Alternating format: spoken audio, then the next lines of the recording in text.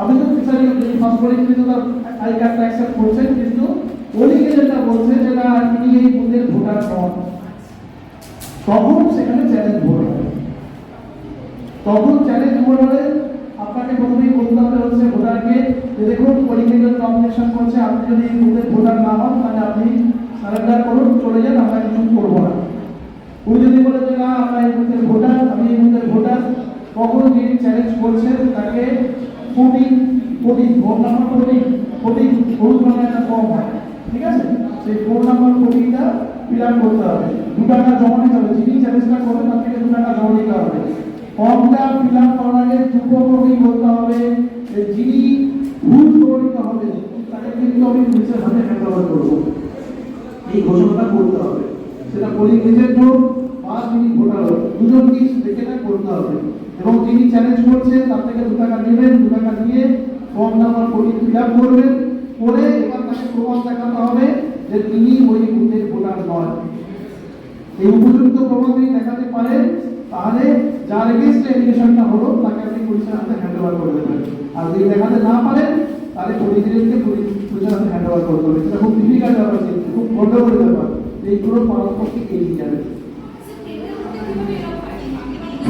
এইটার ভোটটা এক মিনিট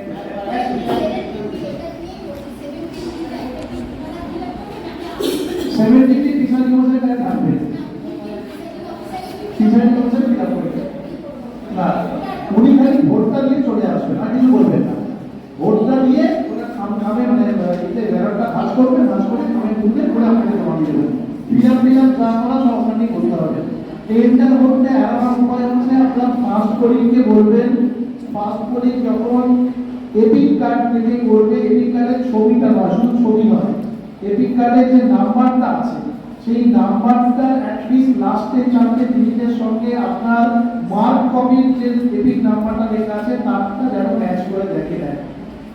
কারণ ছবি ম্যাচ নাও করতে পারে কিন্তু এপিক নাম্বারটা ম্যাচ করবে, এপিক নাম্বারটা ম্যাচ করবে। এপিক নাম্বার ম্যাচ করে গেলে তিনি জেনুইন ভোটার, তখন আর টেন্ডার ভোটটা হবে না। আমি তো বলেছিলাম একটা কথা যে এইগুলোকে অ্যাভয়েড করে দেবেন। ব্লাইন্ড ভোটারের ক্ষেত্রে তিনি তার কম্পেনিয়নকে নিয়ে আসবেন, শুধু একটা জিনিস দেখতে হবে কম্পেনিয়ন যেন ওই বুথের ভোটার হয়। কম্পেনিয়ন যদি ওই বুথের ভোটার হয়, হ্যাঁ, তাহলে ব্লাইন্ড ভোটারকে অ্যালাউই করবেন। এইগুলো হ্যাঁ ওই সেটাই হওয়া উচিত, ঠিক আছে। ভালো করে শুনে নিন, এইগুলো আপনার হাতে রয়েছে। সমস্ত যদি নিয়মকানুন মানতে যান তাহলে অনেক গন্ডগোল হবে।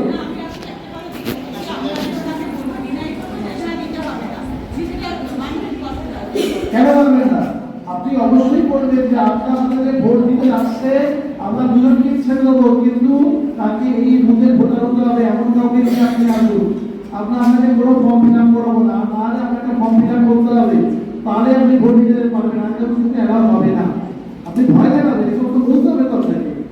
আপনি যদি সবটাই নরম মনে ছেড়ে দেন তাহলে তো বার্তা একদম করবেন না, এগুলো কথার ব্যাপারে মাথায় নিতে হবে। হ্যাঁ ছেড়ে দেবে, ওই এজেন্ট না অবজেকশন না করলে ছেড়ে দেবে।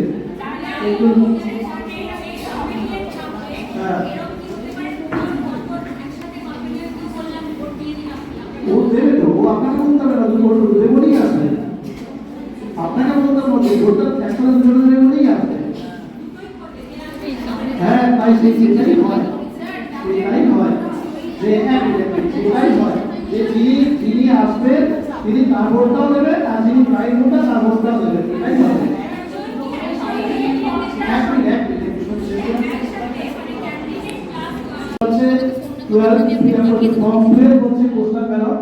তারা বুথে গিয়ে ভোট দিতে পারবেন। 12A হচ্ছে যিনি ভোটার, তার হয়তো ডিউটি করেছে কোনো একটা ইলেকশন ডিউটি করেছে, কিন্তু তিনি হচ্ছে ওই অ্যাসেম্বলি কনস্টিটিউয়েন্সির ভোটার, তাদের ক্ষেত্রে হয় 12A, এটাকে আমরা বলি হচ্ছে ইসি, পূর্ব হচ্ছে ইলেকশন ডিউটি সার্টিফিকেট। সেইটা ওই ইলেকশন ডিউটি সার্টিফিকেটটা ইস্যু করা হয়, ওটা দেখাতে হবে, ওটা দেখাতে হবে, ওটা ইলেকশন কমিশন থেকে দেবে, ওই 12A একটা কাউন্টার পার্ট দেবে। ওই কাউন্টার পার্টটা উনি দেখাবেন, কিন্তু একটা ব্যাপার আছে, ইডিসি ভোটার কিন্তু নিজের মধ্যে ভোট দিতে পারে না, জানেন তো? মানে ধরুন আমি যে বুথে বসে আছি, আমি অলরেডি আমার ইডিসি দিয়েছে, কিন্তু আমি ওই বুথে ভোটটা দিতে পারবো না, পাশের কোনো বুথে দেবো, হ্যাঁ অন্য একটা বুথে আমি দেবো, সেখানে কিন্তু 17A রেজিস্ট্রেশনে পাশে লেখা থাকবে, ইডিসি করে লেখা থাকবে, ঠিক আছে? আপনাকে সার্টিফিকেট দেখাবে তো, আপনাকে আপনি ফর্ম ফিল আপ করেছেন 12A, তার 12A ফিল আপ করলে তো আপনাকে কাউন্টার পার্ট দেবে, সেখানে আরো সই করা থাকবে, রেডি করে সই করা থাকবে। সার্টিফিকেট না নিয়ে ইডিসি হোক আর যেই হোক তিনি ভোট দিতে পারবেন না, না কিছু বলতে পারবেন না। সার্টিফিকেট দেখাতে হবে, 12A ফর্মে একটা কাউন্টার পার্ট থাকবে, সেখানে আরো সই থাকবে, যদি স্ট্যাম্প বা সই না থাকে সেই ফর্মটা কিন্তু ভ্যালিড নয়। ওনার কাছে উইথ স্ট্যাম্প এন্ড সিগনেচার বা স্ট্যাম্প অ্যান্টি স্ট্যাম্প নেই, উনি চলে এলেন, সার্টিফিকেট নিয়ে গেলে কিন্তু ভ্যালিড হবে না। তো সেটা আপনি নেবেন কি নেবেন না সেটা আপনার ব্যাপার, কিন্তু ভ্যালিড নয়। এবং এটা কিন্তু 17A তে লেখা থাকবে পাশে ইডিসি বলে, ঠিক আছে? 17C তে লেখা জায়গা যদি থাকে অবশ্যই লিখতে হবে, হ্যাঁ ক্লাস দিয়ে লিখতে হবে, ক্লাস দিয়ে লিখতে হবে, এটা হলে লিখতে হবে। লাইট কেন আসছে বারবার বলছেন?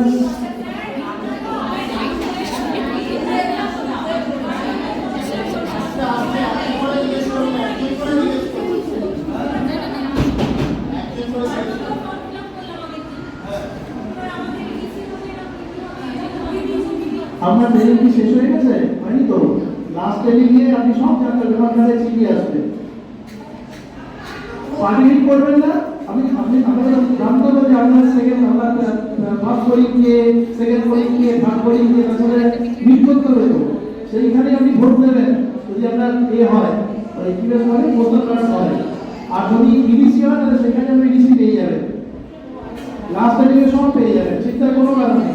এবার যারা মনে মনে জানি না বলতে পারবো না।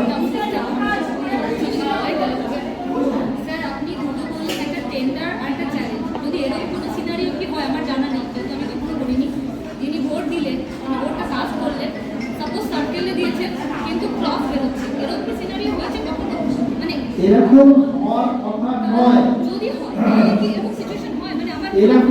এরকম হওয়ার কথা নয়, কারণ আপনি আগেই মক ভোট করে স্যাটিসফাইড করে দিয়েছেন, তারপরে কি হবে? সেই লোকটি যদি এসে বলে, মানে আমার এটা প্রশ্ন মনে হলো যে এটাও তো হতে পারে যে সে এসে বলল মেবি রং চ্যালেঞ্জ, যে আমি এটা আমি পরে ওটা কাজ করা যায় না, পরে ওটা ভোট দিন, পরে ওটা ভোট দিন, কি সেকেন্ড টাইম কাজ করতে পারে, কে যদি বলে যে আমি দিয়েছি এরকম, কিন্তু আবার করেছে, তাহলে সেক্ষেত্রে পোলিং এজেন্টকে সঙ্গে নিয়ে যেতে হবে, পোলিং এজেন্টকে সঙ্গে নিয়ে গিয়ে পোলিং এজেন্টরা প্রত্যেকটা নিয়ে ভোটটা দেবে, এই ক্ষেত্রে এখন ভোট দেবে সমস্ত সেক্টরে ভোট করতে হবে, কিন্তু সে সমস্ত হওয়া উচিত নয়, হবে না। তার কারণ আপনি অলরেডি মকপলটা করছেন, মকপলটা করে দেখতে পাচ্ছেন যে আপনি একটা ভোট দিতে পারছেন,